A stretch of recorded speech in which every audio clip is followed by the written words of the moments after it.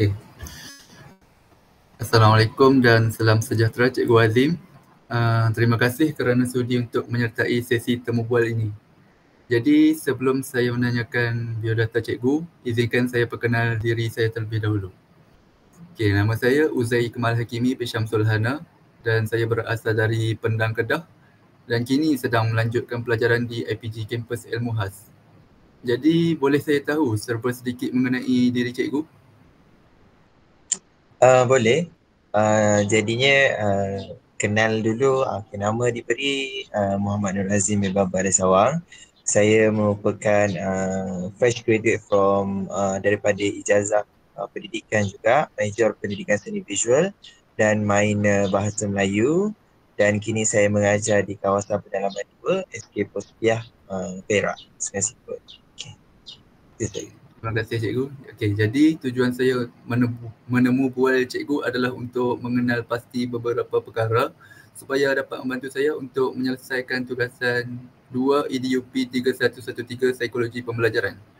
Okey, terdapat beberapa soalan yang ingin saya tanyakan kepada Cikgu mengenai teori pembelajaran dan gaya pembelajaran murid-murid di sekolah. Jadi adakah Cikgu sudah bersedia? Bersedia. Okey, baiklah.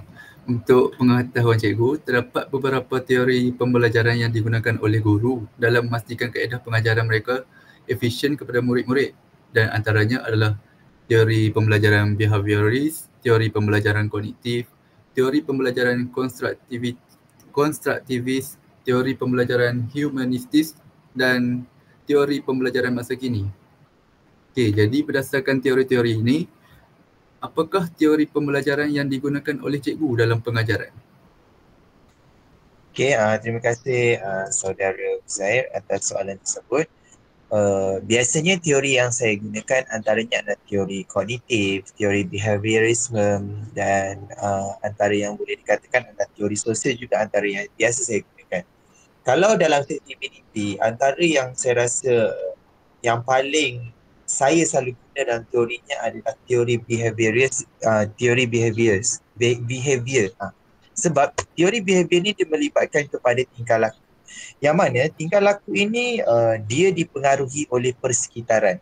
Yang mana teori behavior ni adalah satu proses di mana murid-murid ini menerima rangsangan daripada luar untuk memberikan tindak balas secara pembinaan di dalam kelas. So kalau nak diringkaskan, dia adalah hubungan antara rangsangan daripada luar. Apa itu rangsangan daripada luar? Apa yang saya faham, rangsangan daripada luar ini adalah daripada berdasarkan persekitaran, bagaimana mereka berkawan, bagaimana mereka beradaptasi dengan kehidupan harian mereka. Dan bila adanya rangsangan luar ni, dia akan memberikan tindak balas kepada seseorang murid itu ataupun boleh dikatakan kepada individu tersebut. Untuk apa? Bila kita dah melibatkan dua perkara ini, tingkah laku dan juga rangsangan luar, dia akan melibatkan kepada perubahan tingkah laku pula. Macam mana perubahan tingkah laku ini mempengaruhi kepada dalam sesi PDP tersebut. Jadi, saya sebagai guru, saya kena beradaptasi sebab mungkin daripada teori behavior ni, macam saya kata, rangsangan luar sangat mempengaruhi kepada sesi PDP dan juga bagaimana kita nak mengajar murid dalam memastikan objektif yang kita bina pada hari tersebut dalam sesi PDP itu tercapai. Sebagai contoh, macam saya pernah berpraktikum di kawasan bandar. Saya pernah berpraktikum di kawasan di luar bandar. Jadi, bila saya bekerja di kawasan pedalaman ini, kita akan nampak perbezaan antara murid-murid ini yang akan mempengaruhi kepada sesi tersebut, macam mana kita dapat mengajar. Jadi bila mengajar ni, teori behavioris ni sangat memberikan peranan yang sangat-sangat penting untuk kita kenal apa sebenarnya rangsangan luar yang kita boleh gunakan untuk mempermudahkan sesi PDP yang kita akan ajar kepada murid-murid. Jadi objektif dalam mencapai objektif itu, kita kena merangka satu kata orang, kalau sekarang kita panggil RPH lah, rancangan pengajaran harian yang sangat sesuai untuk murid supaya mereka tidak terlalu yelah, kita macam saya di sekolah pedalaman, kita kena contoh beli rangsangan luar yang dekat dengan mereka. Sebab bila dekat dengan mereka, mereka akan dapat berinteraksi dengan persekitaran semasa CCPDP berjalan. Jadinya saya boleh katakan teori behaviorism ni adalah salah satu pendekatan yang mana dia lebih menekankan pemikiran yang melibatkan pengalaman. Macam mana murid dapat menjalani sesi PDP itu berdasarkan apa yang dilalui dalam kehidupan seharian mereka.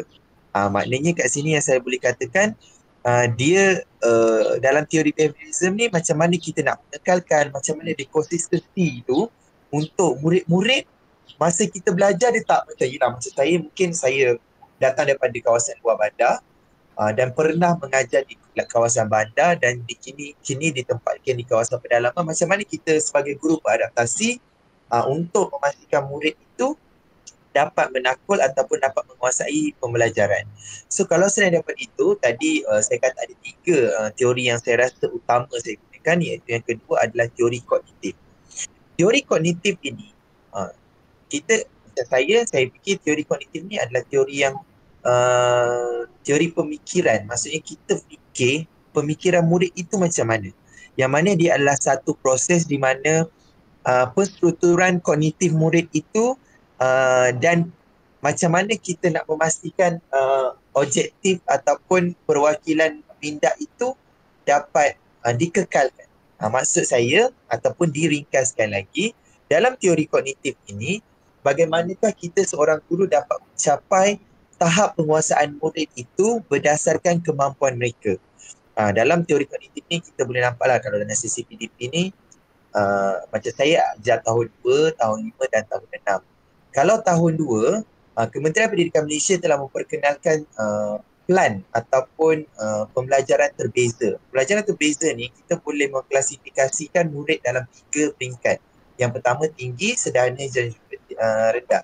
Bila kita dapat memberikan satu level ataupun kita dapat mengklasifikasikan kognitif murid pada tahap yang mana, jadi kita dapat tahu tahap murid itu dan macam mana kita nak sesuaikan dengan sesi PDP pada masa yang kita ajar tu supaya objektif itu tercapai. Dan apa yang saya boleh dapatkan dalam teori kognitif ini, dia macam mana kita nak menekankan murid itu belajar dengan cara kita tersendiri bagi murid itu dapat menakul dan mengekalkan pemikiran ataupun minda yang aktif semasa sesi PDP berjalan. Itu yang saya boleh katakan lah. Dan yang paling penting dalam teori ni, disebabkan saya kata tadi dia adalah kognitif, maknanya dia adalah satu proses di mana bagaimana murid itu menerima, bagaimana murid itu memproses, menyimpan dan mencari. Yang saya katakanlah, kita perlu hadamlah sebagai guru macam mana dia dapat menerima, dapat memproses, dapat menyimpan dan juga dapat mencari maklumat. Sebab kita sebagai guru, kita sebagai guidance untuk murid memastikan dia dapat apa yang kita ajar. Dan yang terakhir, saya rasa ini adalah yang paling semua guru-guru akan guna, iaitu teori sosial. Saya kalau dalam teori sosial ni, saya lebih kepada bagaimana murid dapat two-way communication. Two-way communication macam mana kita dalam sesi PDP, sometimes kita guna berpusatkan guru. Tapi bila kita berpusatkan murid, dia akan ada two-way communication supaya murid guru, guru murid. Selain daripada itu, antara murid dengan murid dan juga antara murid dengan guru, dia akan ada sosial tu, berlakunya proses sosial bagi memastikan mereka dapat ada skills tu, dan ini juga akan berjalan dengan lancar dan lebih berkesan. Kenapa? Sebab yelah, kita faham tak semua murid ada tahap kognitif ataupun tahap penguasaan yang sama. Jadi bila ada benda ini, kita akan adalah teori sosialnya antara murid dengan guru supaya mereka keluar daripada comfort zone mereka. Macam saya di kawasan pedalaman itu, dia akan lebih kepada pedalaman ini, kalau Uzai tahulah, pedalaman ini dia ada masalah social communication sikit sebab mereka lebih malu. Tapi bila kita sebagai guru, ini peranan kita untuk keluarkan diri daripada comfort zone supaya mereka dapat menakul apa yang kita belajar dan apa yang kita terapkan dalam sesi PDP itu berjalan dengan lancar. Itu sahaja saya rasa dalam teori pembelajaran ini. Sungguh menarik teori-teori pembelajaran yang digunakan oleh cikgu.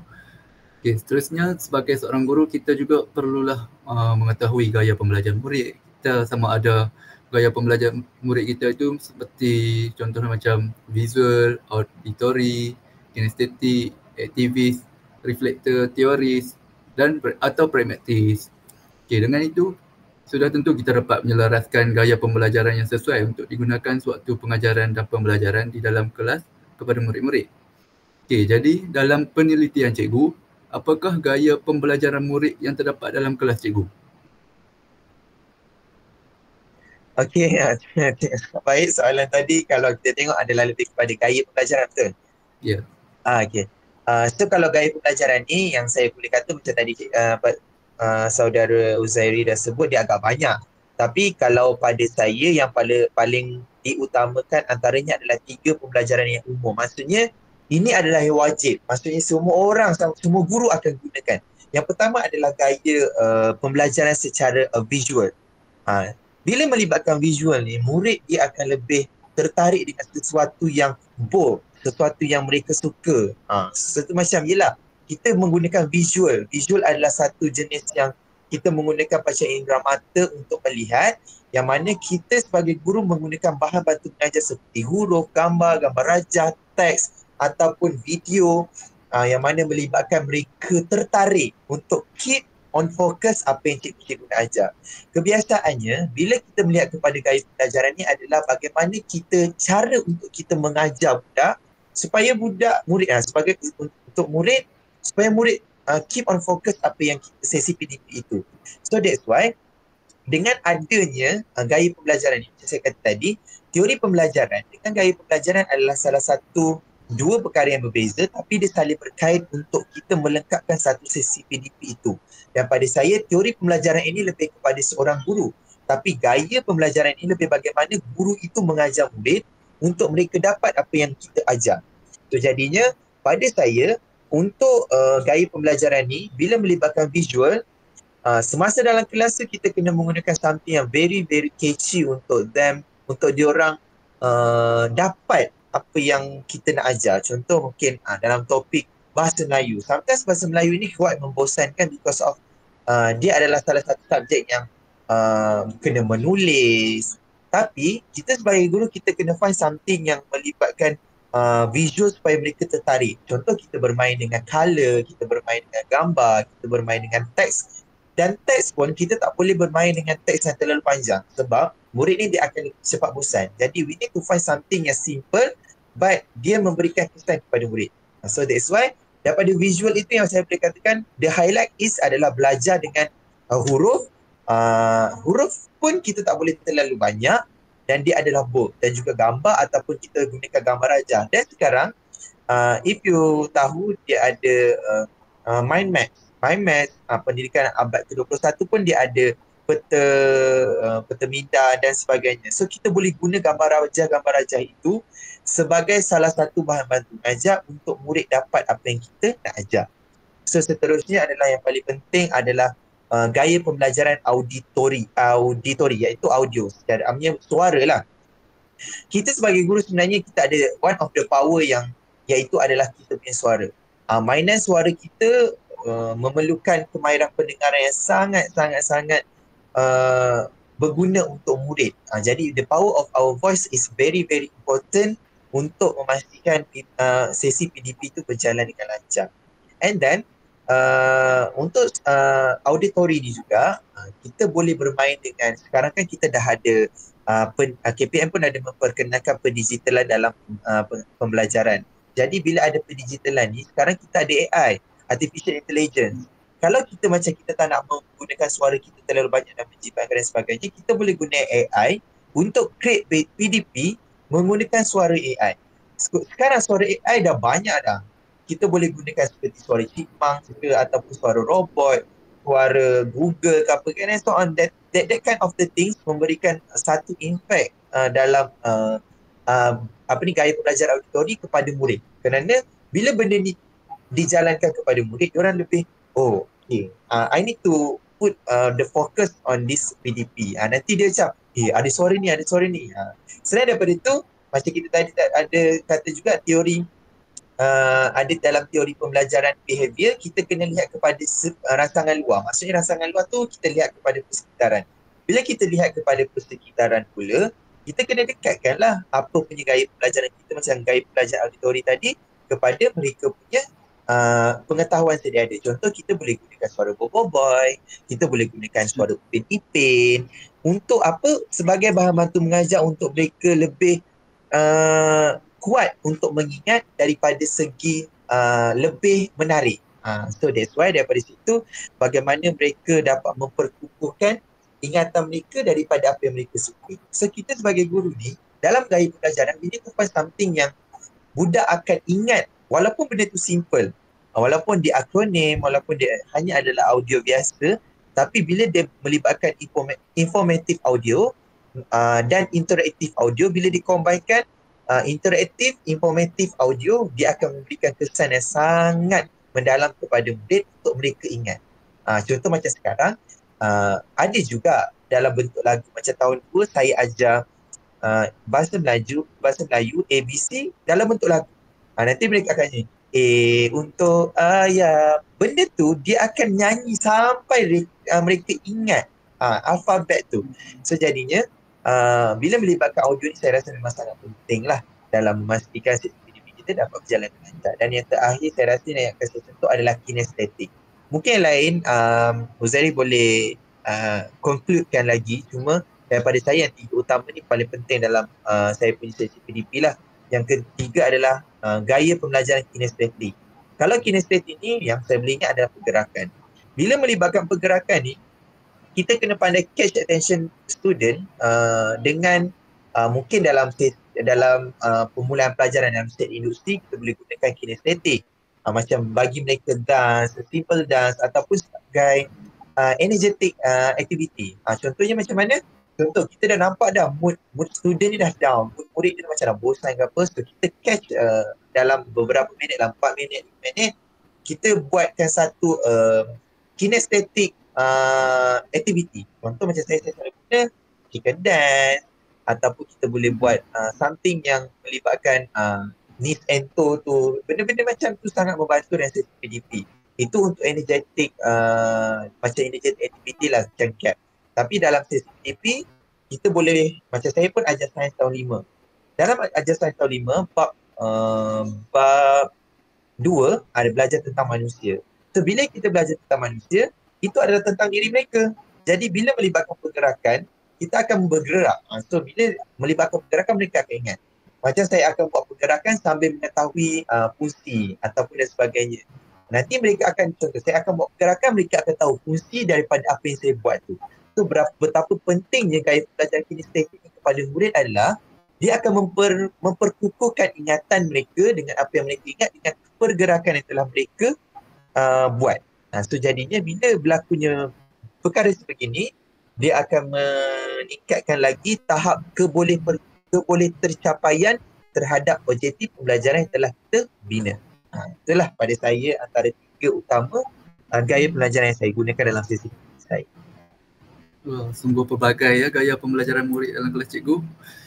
Okay, namun bolehkah saya mengetahui bagaimana pula cara cikgu mengaplikasikan teori pembelajaran serta mengait dengan gaya pembelajaran murid-murid, termasuk murid berkeperluan pendidikan khas? Okey, bila melibatkan murid MPK atau murid berkeperluan pendidikan khas, so rezeki saya juga, saya mengajarkan budak MBPK. So every each class saya ajar ada MBPK student. So that's why pada saya untuk MBPK, bila kita melibatkan teori pembelajaran dan gaya pembelajaran ini, dia adalah lebih kurang sama ada sudana. Cuma dalam kes ini kami ada satu program PTI, iaitu program pendidikan inklusif secara penuh, yang mana mereka akan belajar bersama-sama dengan murid arus perdana. So bila dia melibatkan perkara ini, kita boleh mengimplementasikan teori pembelajaran dan gaya pembelajaran sama dengan arus perdana. Cuma kita kena monitor tahap penguasaan dia pada peringkat yang mana. Sebab dalam hal ini kita kena tengok juga setiap pencapaian tahap murid itu adalah berbeza-beza. Lagilah budak MPK, kita boleh gunakan teknik-teknik yang sama saya gunakan tadi, cuma kita kena ada sedikit kelonggaran untuk memastikan mereka tahu apa yang mereka buat. Dan apa yang mereka, MBPK ni dia a quite special case because of dekat sini macam dia akan gabungkan. So kita kena buat something yang fleksibel untuk jenis budak ini, MBPK dan juga arus perdana.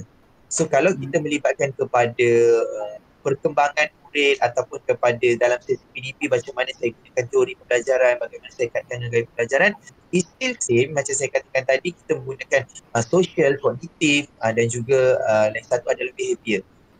Cuma yang saya rasa ada lain adalah behavior je saja sedikit.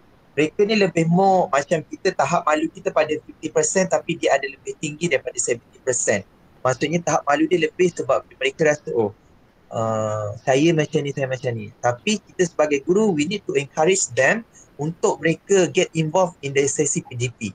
So dari situ, secara tak langsung, benda ni akan kita tahu. Macam saya kata tadi, Kementerian Pendidikan Malaysia telah mengetengahkan pembelajaran terbeza ataupun dia ada modul dia, modul plan dan juga dia ada MOLIM, modul literasi dan mengira macam itulah. Dia specific to BM and Mathematics.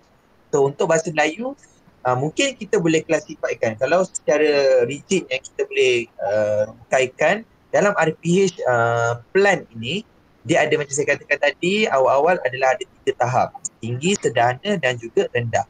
Kalau kita nak klasifikasikan MBPK ini, kita still menggunakan topik yang sama, tetapi daripada apa yang membezakan adalah daripada segi pengajaran kita menggunakan bahan bantu mengajar. Bahan bantu mengajar ni ia berbeza untuk kita mengajar pada tahap-tahap ini, terutama pada murid-murid MBPK. Dan kita sebagai guru ini to find something yang catch dia orang punya attention. Selain daripada kita tahu arus perdana dia punya tahap-tahap macam ini, tapi untuk MBPK pun kita ada specifically something yang we need to do for them supaya benda ni seimbang dalam kelas. Bila dalam kelas dia akan ada satu gap antara budak-budak ni, kita akan nampak. Kalau nanti Uzai masuk sekolah, Uzai akan nampak budak MBPK macam ni. Budak ni kita akan dapat trace. If dia orang tak cakap pun kita dah tahu budak ni adalah MBPK dan budak ni adalah arus perdana. So daripada segi bagaimana saya nak kesan itu, kita kena pandai catch something yang untuk menyeimbangkan kepada kesan untuk mereka mengajar, belajar untuk pada sesi PDP itu. So kalau kita lihat kepada implikasi yang lain, kita akan benda ni akan menjadikan pengalaman positif kepada mereka lah.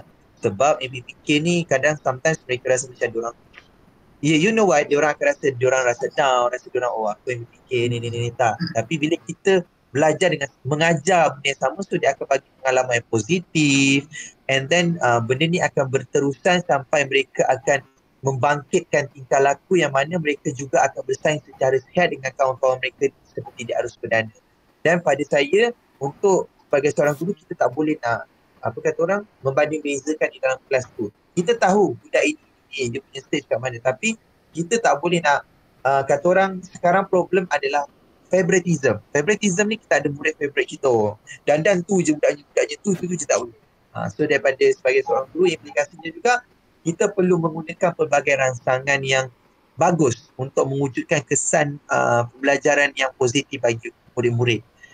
Kemudian dalam selain daripada tu, kita kena membuka peluang. Kita kata tadi, peluang setiap murid kita kena buka. Dan kita sebagai guru, kita kena membina peluang itu supaya murid dapat ambil peluang itu. So daripada implikasi itu, saya rasa itu sahaja yang kita dapat kaitkan MBPK dengan sisi PDP daripada teori pembelajaran dan juga gaya pembelajaran. Sungguh menarik pendekatan yang cikgu gunakan dalam menyeimbangkan teori pembelajaran cikgu dengan gaya pembelajaran murid cikgu. Jadi soalan yang terakhir saya, apakah implikasi pengaplikasian teori pembelajaran cikgu dan gaya pembelajaran murid terhadap pengajaran dan pembelajaran termasuk murid berkeperluan pendidikan khas ini?